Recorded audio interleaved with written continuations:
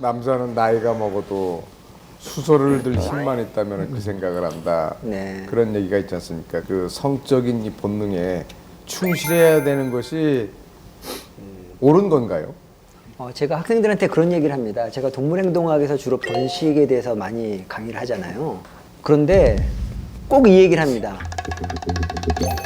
이건 동물행동학에서 배운 거고 이거를 너네 철학으로 삼으면 안 된다. 지금까지 배운 걸 다 잊어버려라. 네? 만약에 생각해 보십시오. 학생들이 동물의 번식에 대해서 배우고 나가서 이제부터 내가 번식해야지 뭐 이렇게 하면 안 되지 않을까, 교육적으로. 섹스가 주는 어떤 그 인간의 삶의 질을 예. 높인다라는 그런 얘기들이 요즘 많지 않습니까? 많죠. 요즘은 뭐 다이어트를 섹스를 통해서도 하고 또 뭐 여러 가지 얘기도 있잖아요. 그래서 여러 가지가 좀 건강이나 이런 게 수반이 됐을 때 얘기고요. 남성 호르몬 자체가 약간 면역 기능을 약화시키는 역할을 합니다. 그래서 많은 동물들이 번식기 이후에 수컷들이 많이 죽어요. 그 면역력도 좀 떨어지고. 떨어진다고요? 그럼요. 왜냐하면 모든 에너지를 우리 번식하는 데 이렇게 쏟기 때문에 그 면역력이 상대적으로 떨어져서 근데 많이 그런 경우도 교수님 있습니다. 그게 그럼 적절한 사정을 통해서 그 남성 호르몬을 좀 이렇게 약간 낮춰놓은 상태로 있는 게 오래 사는 거 아니에요? 그 정답은 없는 것 같아요. 뭐 우리 왜 강아지들 중에서도 보면은 그렇게 교미를 해주지 않으면 죽는, 네. 스트레스 때문에 죽는 강아지도 있기 때문에. 그러니까 사람도 욕구가 센 사람도 있고 그렇지 않은 사람도 있는데 자신의 욕구가 있는 만큼의 해소가 가능한 것이냐 그렇지 않느냐에 따른 스트레스에 의해서 영향을 더 많이 받는다고 볼 수 있겠네요. 론다로우즈라고 하시죠? 이제 격투기 하는 론다로우즈가 인터뷰를 한 게 있는데 경기 전에 자기는 섹스를 많이 한다고 그래요. 그래서 남성 호르몬을 좀 높인다는 거지 자기는. 그렇게 해야 경기력이 좋아진다고. 로키라는 그 본트 영화에서는 그 트레이너가 그래요. 여자를 가까이 하지 말라고 다리가 약해진다고 그래서 그 여자친구랑 멀리하라고 막 그러는 코치들도 나오는데. 아니 그러면 결론은 그 스트레스 안 받을 만큼만 성행위를 하는 게 좋다. 이렇게 되는. 그거네요. 자기가 가지고 있는 성적 욕망에서 적정선이라는 거니까. 그래서 과거에는 섹스리스 부부가 무조건 문제가 있다 쪽이었는데 이제는 안 받으면 성적 욕구가 적거나 그 행위 자체를 싫어하는 사람들은 그대로 사는 게 더 나을 수도 있다는 얘기를 하더라고요. 그러니까 이제 나이를 먹어가면은 사실은 신체학적으로는 어떤 성적인 그런 것도 할 수 있는 그런 그 신체가 좀 많이 쇠퇴되는 거 아니에요? 그렇죠. 정신은 물론 있어도. 정신은 있어도 뭐 하드웨어는 쇠퇴될 수도 있겠죠. 네. 예. 그래서 교수님 뭐 그 연구 중에 그렇게 노화를 억제하는 뭐 신물질을 발견을 했다. 뭐 네. 그런 게 있지 않았었습니까? 네, 그게 동의보감에 그런 얘기가 있습니다. 그 분마초라는 얘기가 나와요.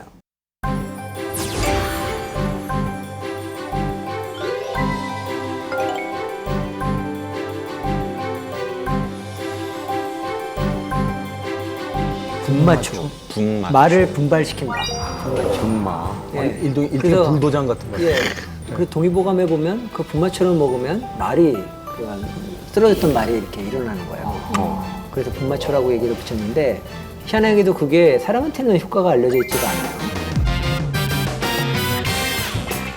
근데 왜 그런가 했더니 그게 결국에는 우리 달여 먹잖아요. 물로. 그렇기 때문에 결국에 물로 달이면은 그 말을 일으키는 성분은 결국에는 물에는 안 녹아나요.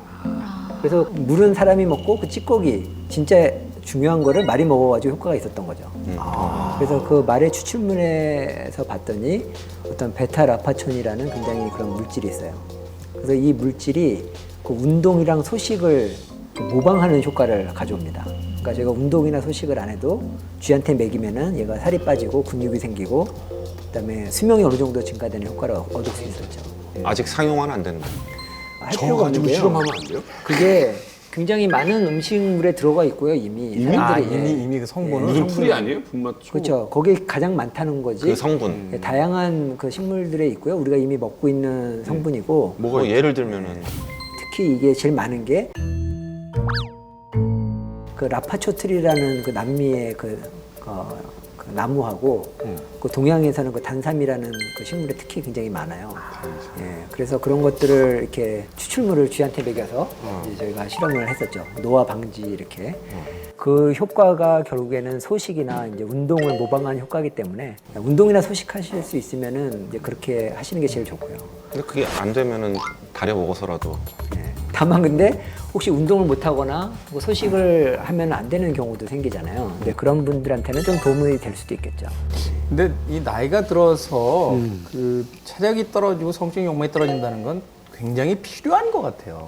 왜냐하면 쇼펜하우어 같은 철학자가 뭐라고 했냐면 노인들은 성욕이 감퇴됐다는 것만으로도 우리는 충분히 그들을 존경해야 된다고 했거든요. 근데 말하자면 이제 가장 격렬한 욕구가 사라짐으로써 다른 어떤 평화로움을 가지고 뭐 연구도 할 수 있고 뭐도 할 수 있고 이런 나이대에 접어들었다라고 하는데 이게 약물이 개발되는 바람에 나이가 들은 50대, 60대, 70대, 80대에 가서도 여전히 젊은 에너지를 왕성하면. 갖겠다라고 하고 그걸 가지고 자기 개인적으로는 굉장히 행복한 삶이겠지만 전체 사회적인 시스템으로 봤을 때는 그것조차도 별로 그렇게 밸런스를 유지하는 데 좋지 않을 거라는 생각도 들거든요. 전 왜냐하면 전성기가 지났으면 어느 정도는 사회적 활동도 빠져주고 또 자신들의 어떤 그 나이를 먹어가는 형태로서 사회가 이제 핵심 세력이 체인지가 돼야 되는데 왕은 47세에 돌아가셨고 황관은 70세까지 살았다.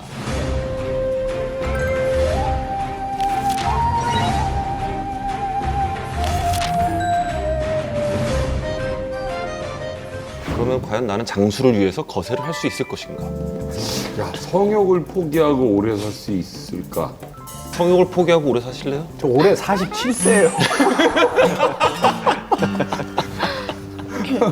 근데 여자라면 여기서 선뜻 네라고 대답해요. 여자들은 남자하고의 그런 성욕구보다는 아이들에 대한 사랑이 너무 크기 때문에 아이들을 더 오래 보고 싶은 마음이 더 커서 오래 살고 싶어. 네라고 대답을 할 것 같아요. 그래서 고전이라든지 이런 어떤 그 문학들에게 네. 문학들 속에서 여자들에겐 그런 선택의 딜레마를 주는 장면이 없는 거예요. 그렇죠. 당연히 여자는 그렇게 선택할 맞아요. 테니까. 근데 맞아. 남자들은 거기서 흔들리기 때문에 그게 이제 말하자면 철학적인 질문이 될 수 있는데 여자는 당연히 난 맞아요. 아이들하고 네. 더 오래 살래? 라고 해보니까 그게 철학적인 질문이 못 되는 거죠. 와, 이거 어떡할 거야? 저는 성욕 있으면서 오래 살아야죠.